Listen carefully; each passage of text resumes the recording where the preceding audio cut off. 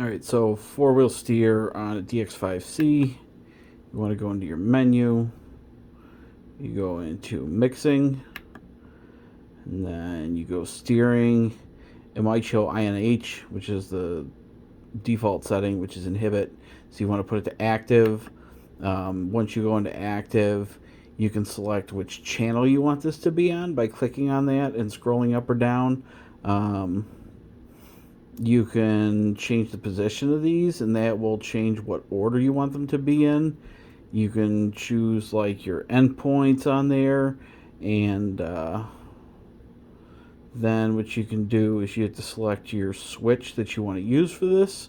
So you can either select it and roll up or down with it, or what you can do is like whatever switch you want to use, which say you wanted to use C, you can just click C. I happen to use D, so that's which one I'm going to use. So I'll get back out of that.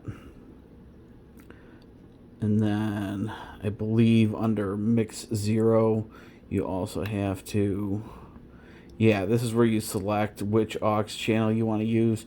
Use 1, 2, or 3. And then you can choose, I believe, whether or not it's reversed, or no, you actually go in through servo reversing, which would be under reverse. So depending if you're mixing like chassis mounted servo or servo and axle, you might have to mess with reverse settings. And then there's one other thing you want to do, especially if you're going to use E or F. Like I'm using E is dual rate, like I have on all my stuff. F I'm using for dig on this. And if you don't unassign this from other stuff, you're going to have other problems. So under travel, she's not travel. Sorry, I just have to remember exactly where this is at. Oh, okay, under rates. So if you're going to use E or F, you're going to have to go and put it over to inhibit. So like steering, I'm fine with on steering, but you select it and go to brake, and then you want to make sure that you put that to like inhibit if you're using F.